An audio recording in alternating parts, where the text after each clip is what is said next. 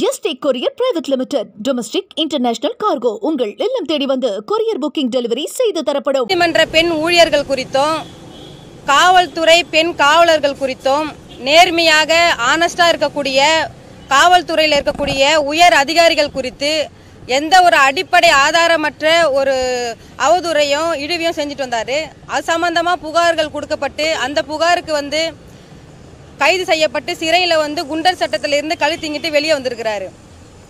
மீண்டும் சிறையில் இன்னைக்கு கண்டிஷன் பெயில தான் இன்னைக்கு வெளியே வந்திருக்கிறாரு. வெளியே வந்தோம் திருந்தாம தொடர்ச்சியா இன்னைக்கு அந்த முடக்கின அந்த அவருடைய யூடியூப் சேனலை மீண்டும் அவர் ஒரு யூடியூப் சேனலை ஆரம்பிச்சு தொடர்ச்சியா விமர்சனங்களை அவதூறுகளை பரப்பிட்டு இருக்காரு. நான் ஒரு விஷயம் சவுக்கு சங்கர் கேட்குறேன், கேள்வியை கேட்குறேன் நான்.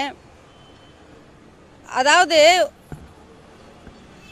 ஒரு தகப்பன் இல்லாம ஒரு தாய் இல்லாம கை கால் இழந்து உடல்நல குறைவால ஒரு அக்காவை பார்த்துக்கிட்டு அந்த குடும்பத்துக்கு ஆண் போல வாடுகின்ற நடிகை விஜயலட்சுமி மீது கொஞ்சம் கூட தமிழ்நாட்டுக்கு மக்களுக்கு இருக்கக்கூடிய கருணை, தமிழ்நாட்டு மக்களுக்கு இருக்கக்கூடிய அவங்க மேல இருக்கக்கூடிய பரிதாபம், கொஞ்சம் கூட ஒரு ஊடகவியாளர்ன்ற போர்வையில பத்திரிகையாளர்ன்ற போர்வையில கொஞ்சம் கூட மனசுல ஈவு இறக்கம் இல்லாம ஒரு வதந்திய ஒரு அவதூற பரப்பி இருக்கிற நீ நல்ல ஒரு மனுஷ ஜென்மமா இல்ல மிருகமான்றதுனே தெரியல.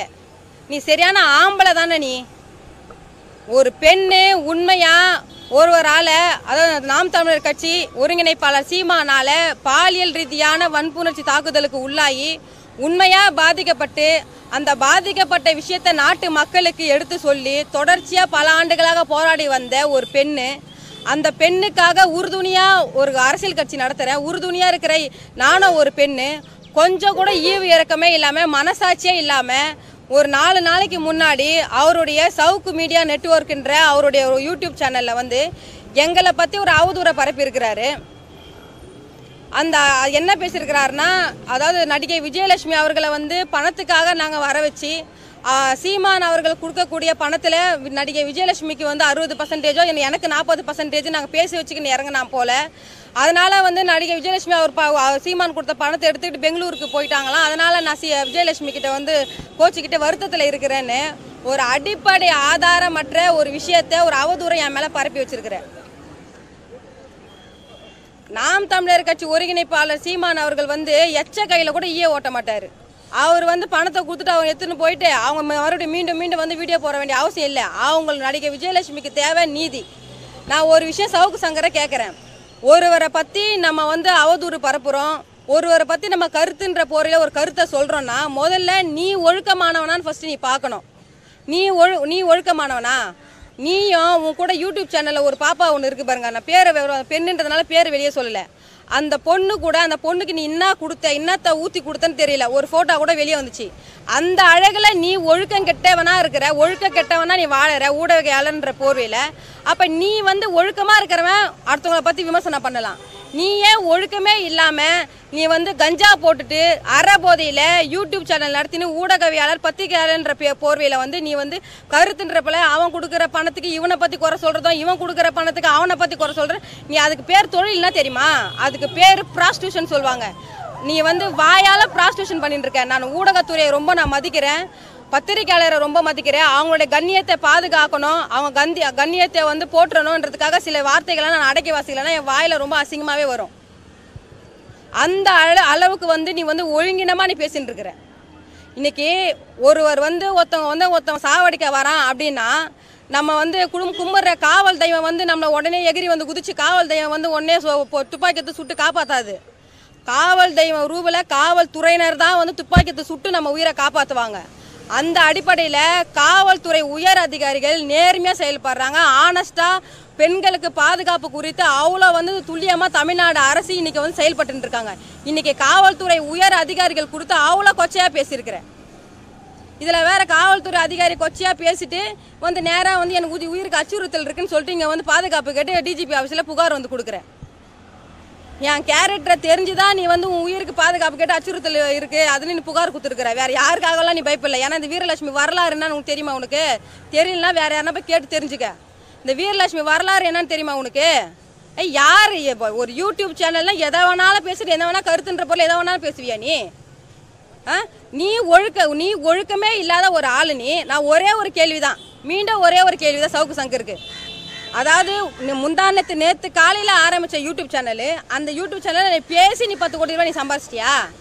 உன்னுடைய கள்ள காதலி பேரில் 10 கோடி ரூபாய் நீ வந்து சொத்தை வாங்கி டி நகரில் 10 கோடி ரூபாய் மதிப்பிலான நிலத்தை வந்து நீ வாங்கி வச்சிருக்கிற. அந்த ஆதாரத்தை நீ மீடியா முன்னாடி வெளியிடு. நான் அந்த குற்றச்சாட்டை முன்வைக்கிறேன். அந்த குற்றச்சாட்டு நான் சரி, உன் மேலே நீ என் மேலே அவதூறு பரப்புறேன், உன் மேலே புகார் கொடுத்துருக்குறேன். உன் மேலே நான் அவதூறு பரப்புறேன், நீ வந்து என் மேலே புகார் கொடு பார்ப்போம். முடியாது. ஏன்னா அதுக்கான அடிப்படை ஆதாரம் என்கிட்ட இருக்குது, எடுத்து வச்சிருக்கிறேன். நான் உரிய ஆவணங்களோட வருமான வரித்துறை புலனாய்வு பிரிவு அலுவலகத்தில் உன் மேலே நான் புகார் கொடுத்து வச்சிருக்கிறேன். நான் வந்து அரசியல்வாதின்றதுனால அமைதியாக நான் பேசிட்டு இருக்கிறேன். இன்னைக்கு நான் பிறந்த வம்சம் அந்த மாதிரி, என் பிளட் அந்த மாதிரி. நான் மட்டும் அரசியலில் இல்லாமல், நான் பொது வாழ்க்கையில் இல்லாமல், நான் என் வம்சத்தோடைய பிளட்டோடைய வரலாறை நான் வாழணும்னு நினச்சேன்னு வைய, உன்னெல்லாம் 2 செகண்ட் தான் ஆகாது. உன்னை அடிச்சு தூக்கி ஆணியில் மாட்டுருவோம் நாங்கள். நீ பேசின பேச்சுக்கு நாங்கள் ஜனநாயக ரீதியாக நாங்கள் இருக்கணும். இந்த தமிழ்நாடு கவர்மெண்ட்டு ஜனநாயகத்தை மதிக்குது.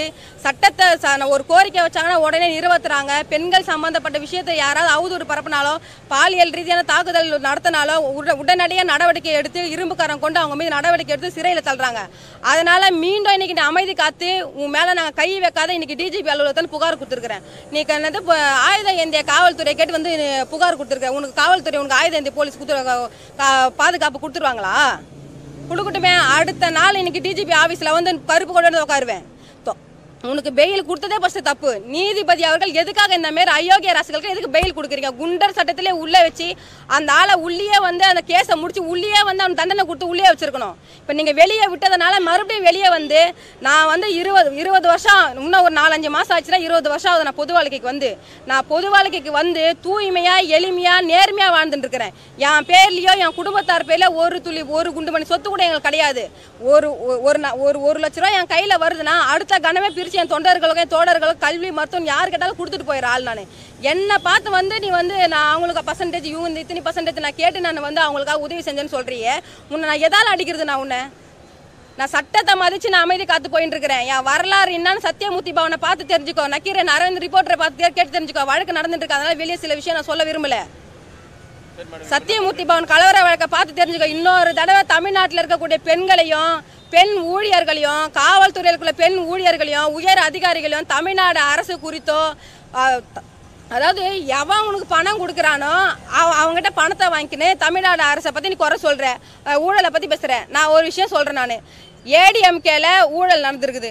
உனக்கு நான் பணம்லாம் கொடுக்கல, உரிய ஆதாரத்தை கொடுக்குறேன். எவன் எங்கே ஆட்டையை போட்டான், எவன் எவ்வளோ நிலத்தையும் ஆட்டையை போட்டுக்கிறான், எவ்வளோ ஊழல் பண்ணிக்கலாம், எந்தெந்த திட்டத்தில் ஊழல் பண்ணியிருக்கிறான்றதை நான் உனக்கு தரேன். எடுத்து வெளியிடு. நீ இங்கே நேராக இங்கேருந்து எங்கள் ஏரியா அது பரந்தூர் விமான நிலையம், அங்கே வந்துடுற. அந்த பரந்தூர் விமான நிலையத்தில் யார் யார் முதலீடு பண்ணியிருக்காங்க தெரியுமா? ஏடிஎம்கே ஆட்சி காலத்தில் ஏடிஎம்கேல இருந்த எம்எல்ஏ மினிஸ்டர்ஸில் முதலீடு பண்ணியிருக்காங்க. பாஜக கட்சி, தமிழ்நாடு பாஜக கட்சி அதில் முதலீடு பண்ணியிருக்குது. அதை வெளியிடு. நீ அதை விட்டுட்டு எவனா பணம் கொடுக்கறதுக்கு அரசாங்கத்தை அசிங்கம் ஏற்படுத்தணும், தமிழ்நாடு கவர்மெண்ட்டுக்கு வந்து அவமானத்தை ஏற்படுத்தணும்னு ஏடிஎம்கே கிட்ட பணம் வாங்கிக்கிறேன். நீ வாயில நீ வந்து விபச்சாரம் தான் பண்ற. நீ அந்த விபச்சார தொழிலுக்கு உன் யூடியூப் உன் கூட 4 அல்ல கை இருக்கிறான் பாரு, அவங்கள கூட போய் நேராக விபச்சாரம் பண்ணு. நீ அதை விட இன்னொரு முறை பெண்கள் குறித்தும் பெண்களை அவதூறா குறித்து எதனா நீ பேசினா காவல்துறையை நம்பி சட்டத்தை மதிச்சு நீதிமன்றத்தை நான் மதித்து நான் இன்னைக்கு புகார் கொடுத்துருக்கிறேன்.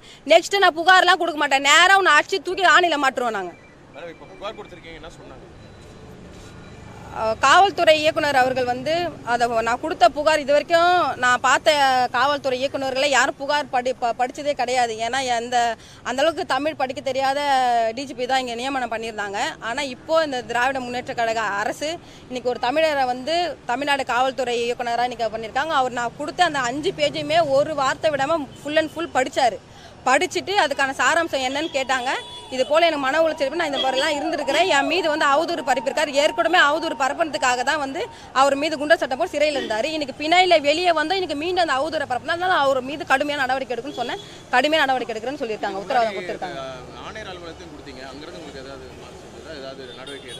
இல்லை, கமிஷனர் ஆஃபீஸில் எந்த கம்ப்ளைண்ட்டும் கொடுக்கல. இப்போ சவுக்கு சங்கர் மீது வந்து ஏற்கனவே பெண்கள் குறித்து அவதூறாக பேசுறதுக்கு ஒரு புகார் கொடுத்தேன். அந்த புகாரில் வந்து ரெட்ஃபிக்ஸ் அந்த ஓனரை வந்து அரெஸ்ட் பண்ணி உள்ளே வச்சாங்க. சவுக்கு சங்கர் இப்போ என்ன அவதூறாக குறித்து பேசுனதுக்காக வந்து ஏன்னா ஏற்கனவே அவன் மீது நான் கம்ப்ளைண்ட் கொடுத்தேன்றதுக்காக அவன் கள்ளக்காதலி மேலே 10 கோடி ரூபாய் நிலம் வாங்கி வச்சான்றதுக்காக நான் புகார் ஐடி ஆஃபீஸில் கொடுத்தேன். கமிஷனர் ஆஃபீஸில் கொடுத்து அவனை தூக்கி நான் உள்ளே வச்சேன்ற ஒரே காழ்ப்புணர்ச்சி தான் அந்த ஆளுக்கு. வேற எந்த காழ்ப்புணர்ச்சி அவன்லாம் தட்டி விட்டு போயிட்டே இருப்போம். நாங்கள் அவனை பற்றிலாம் பேசுறதுக்கு நான் ஒரு அரசியல் கட்சி தலைவராக எனக்கு வந்து விருப்பமே கிடையாது.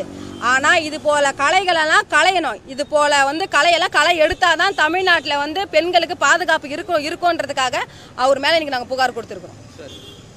என்றும் உங்களுடன் மை இந்தியா. முக்கிய செய்திகளை உடனுக்குடன் தெரிந்து கொள்ள சப்ஸ்கிரைப் பண்ணுங்க, பெல் பட்டனை பிரஸ் பண்ணுங்க. என்றும் உங்களுடன் my India. Yesterday courier private limited. Domestic international cargo உங்கள் இல்லம் தேடி வந்து கொரியர் புக்கிங் டெலிவரி செய்து தரப்படும்.